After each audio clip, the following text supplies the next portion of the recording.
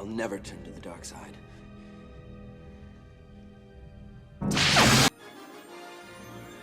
I know I'm late to the party. There have been a lot of videos about The Last Jedi. Great essays on what went wrong, the bathos comedy, and over-the-top desire to surprise the audience every 5 seconds for some odd reason. The Closer Look, one of my favorite YouTubers, has a great video on it. But for me, there is something else that hasn't been covered as much. Something I don't understand about the direction of Star Wars. The original Star Wars, A New Hope, an empire that is dominating a vastly outnumbered group of rebels. They have virtually zero chance of this clear distinction between the good guys and the bad guys. Now, that may not be as realistic as the world, but for this movie, the spectacle of it is perfect. The second thing it establishes is an icon.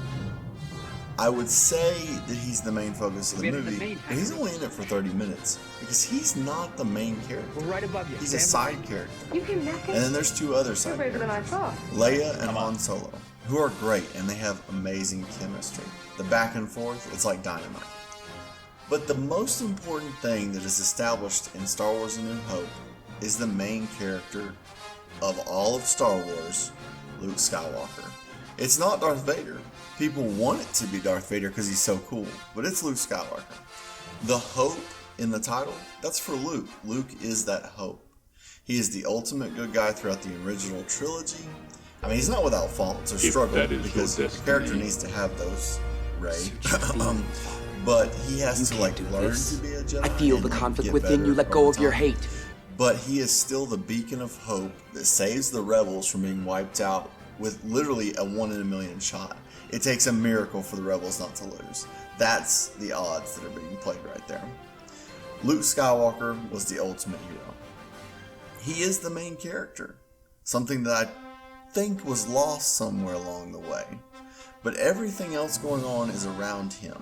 His dad, Darth Vader, all that. It's one of the reasons the prequels feel a little off, because there's not that one true hero. Obi-Wan is great, but we were following the story of Darth Vader and not the story of a hero. So when The Force Awakens was announced, my excitement couldn't have been higher. I actually was excited to see another trilogy. The prequels were great. I actually enjoyed them, but we all know that they're not perfect. There's some silliness to them. But I think the story that just wasn't there. But this set makes sense. My expectations was high. I wondered how Luke's arc would be and how it would play out over the course of the next 3 movies, along with Leia and Han and 3PO, all of the characters, and bringing back Lando. I was like, they could do anything. But the main thing I wanted to see was Luke's arc and how it played out to the end. He was the ultimate hero, and he deserved an iconic ending, but to do an iconic ending, it needed to be built up. I was also excited for all the younger characters, and I still love all of them. I think that Finn, Poe, Rey, they're all great. They all could use some, well, Rey could use some serious struggle and learning and maybe a different outfit other than the one she's wore every single shot of every movie. But I can roll with that. What I was shocked by was how they used Luke. Han's ending? Okay, I can go with that. But instead of getting what we deserved with Luke, we got an absolute mess. They were all misused, but I think that Luke's was misused the worst, considering he is the main character of all of Star Wars. That's why the 9th movie is Rise of Skywalker. Luke's character was changed in the worst way possible. He abandons hope during The Last Jedi, something that Luke would never do, abandons his friends, his sister, his droids. So that's not the character of hope from the original trilogy. He's not the one that's willing to sacrifice and struggle and fight and keep the hope. Instead, he's weak, cowardly, and suddenly comedic. Luke was never ever funny in the originals, unless it was like accident or a moment, and it was thanks to Han or Leia or someone else. But now Luke is on the island. He doesn't see Obi-Wan, he sees Yoda, which doesn't make any sense. He doesn't go join the rebels once he realizes he's made a terrible mistake. He just puts a digital projection of himself on another planet and makes jokes.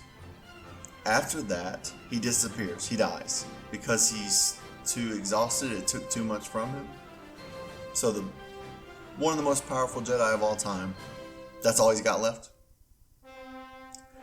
I felt nothing when he died, and that's a problem. That's my biggest complaint with The Last Jedi. They took an iconic hero, one of the greatest heroes in cinema history, and when he dies, I feel nothing. At least when Han died, I felt something. Expectations subverted. We need hope.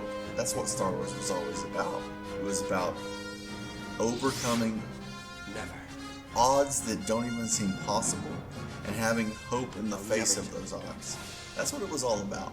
But instead, we've gotten into this new realm of, well, maybe the bad guys aren't this bad, good guys. If you live in the world, you know there's good guys and bad guys. You may not want to think that it's that simple, but that's how it is.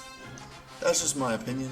You may feel differently, but there's so many other things with The Last Jedi I could go after, but this for me is the thing that hurt the most. And I'm going to throw some props out to George Lucas. He gets a bad rap. Thank you, George Lucas, for what you did with Star Wars. You kept it simple, but good.